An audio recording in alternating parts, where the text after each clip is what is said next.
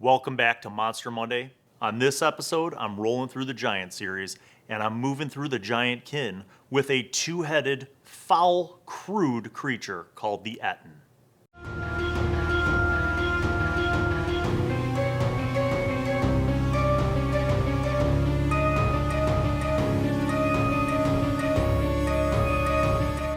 Well, guys, the Ettin is a classic favorite old creature of mine of the Giant kin. The two-headed dum-dum is in a lot of ways reminds me of like the hill giant, but just with two heads and dumb. So they are considered challenge rating 4. I'm going to fly through this because there's a lot of different ways that you could use giants by now. And if you've watched the other episodes of the Giant series, you could kit bash any of these ideas that I used with like the hill giant. But there are a couple cool things about the Ettin that I think we could play here. So challenge rating 4, they have two heads. So really where this comes into play is they are dum-dums. They have very low intelligence, but they do have like an average 10 wisdom. So the two-headed thing gives them advantage on wisdom perception checks and saving throws against being blinded, charmed, deafened, frightened, stunned, or knocked unconscious. Knocked unconscious. That threw me for a minute. I was like, well, but why would they? Okay, so the idea is that if you have two brains and two heads, you're less likely to fall unconscious. That's how that works. They are also wakeful. So when one of the Ettin's heads is asleep, its other head is awake. So they are not easy to sneak up on. Now, if you have a creature that's not easy to sneak up on and not easy to knock out, wouldn't that creature be a superb guard? Keep that in mind. I'll come back to it in a minute.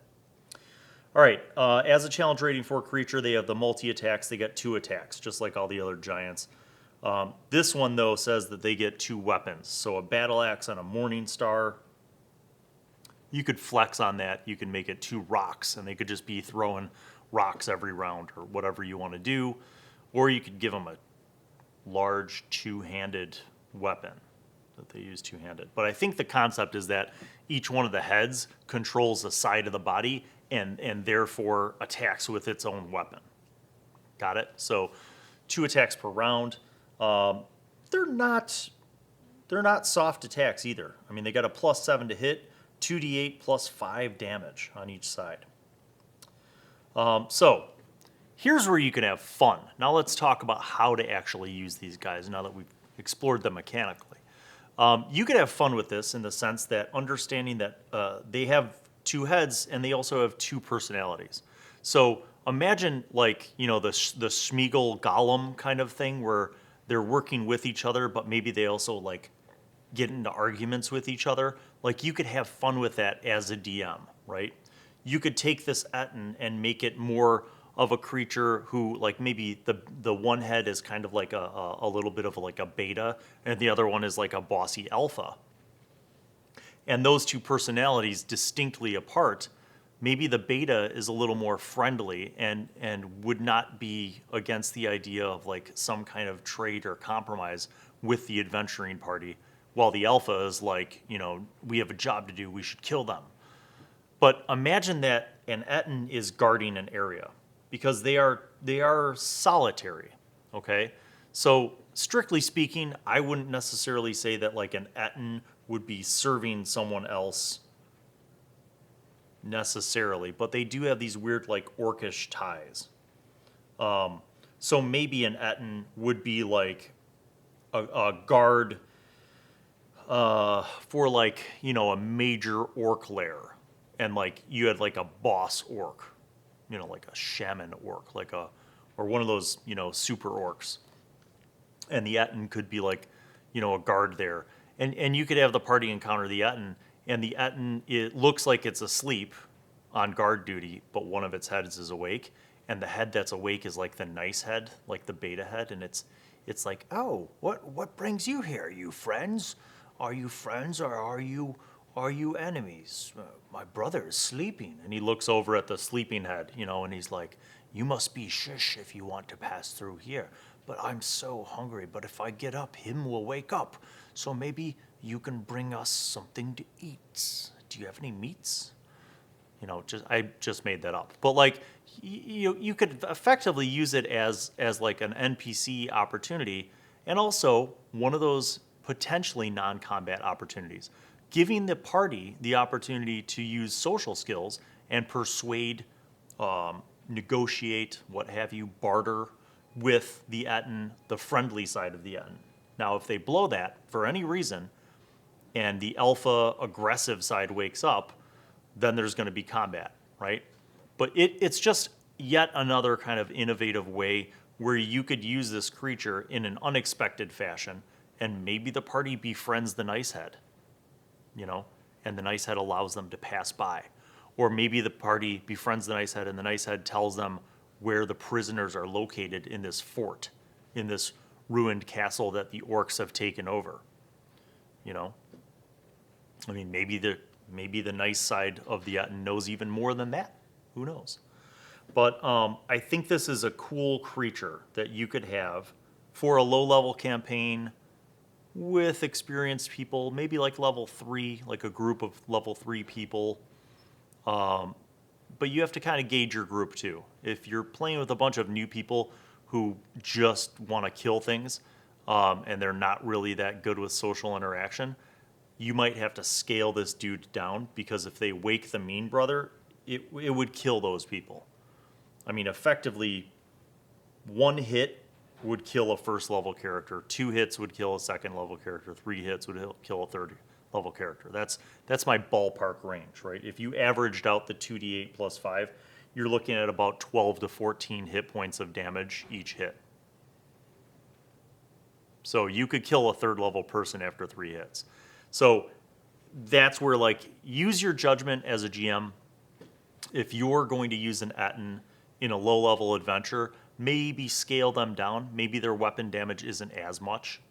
Or maybe they don't have, like, battle axes and morning stars. They just have clubs, or lower their hit points. Something. Scale them down a little bit. At mid-level, scale them up. Leave them as they are, or even beef them up a little more. Their natural armor is 12. Maybe this orc king that runs this, fortress has armed and armored the Ettin guard, or guards, have there be multiple. So at mid-level, 6th through 8th or 9th, you could have these Ettins be, wearing this kit-bashed leather and plate combo, so they have an AC of 15 instead of 12. Max out their hit points, that kind of stuff. But even at high level, I think, these, even if you upscale these Ettins, they're not going to be a huge threat, unless, I know this is like, for some people, this is going to create a volcano in your brain, but just hear me out.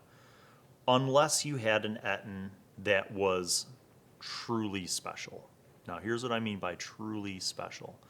Imagine, if you will, for a moment, that you had an Ettin that was not a total dum-dum.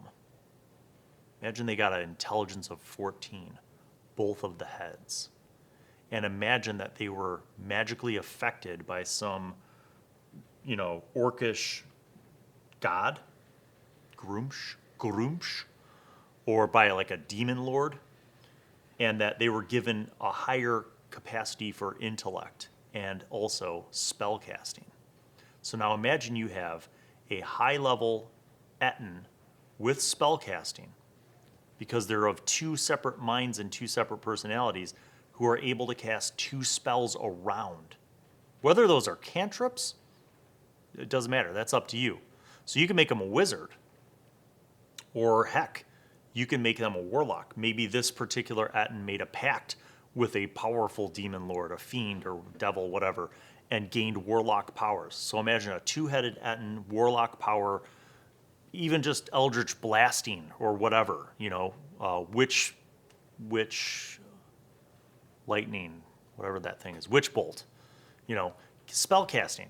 Whether it's sorcerer, wizard, warlock, doesn't matter, but just imagine an Ettin that was like enhanced and had more hit points and was, intelligent, and it was kind of its own chieftain, and then it had normal dum-dum Ettins as its servants. So you could flip the script. That's what this series is all about, really. You could flip the script. You're the game master. You can change things up to make your encounters exciting and challenging for your players and different. Give them a surprise. So hopefully this has been an informative episode of Monster Monday, continuing with the Giant series. The Ettins are fun to use. I have used them. You've likely seen them if you follow the channel. But share your own stories. If you're a GM, DM who has used the Ettin in your games, tell me about it in the comments below. Or if you're a player who has encountered them in a memorable scenario, share those in the comments below. I read the comments on my channel, and I love to hear from you guys and hear your fun and creative and exciting stories about how you've encountered the monsters that I feature on Monster Monday. And as always, I am humbly asking you to please, if you don't already, consider subscribing and clicking on the notifications bell, because it doesn't cost you anything and it helps out a lot in my quest to reach more people and share with them the benefits of role-playing games. Until we meet again, peace out, much love.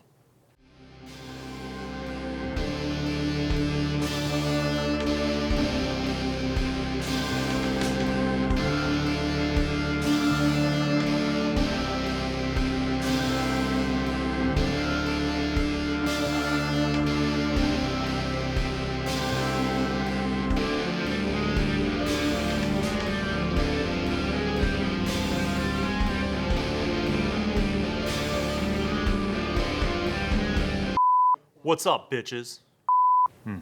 I see how it is. So I'm just gonna talk to the camera by myself. That's fine. Like, that's basically my life. Me just talking and no one listens. And this time I got a two-headed badass. Nope. Hey, I'm gonna get this Back started. to the fact. Son of a bitch, Carafa. Because I have to do something. Hello, mate. Thanks for watching all the videos. Make sure that you look up there and subscribe. And don't forget to check out some of the other videos, like them up there or those down there. We'll see you next time.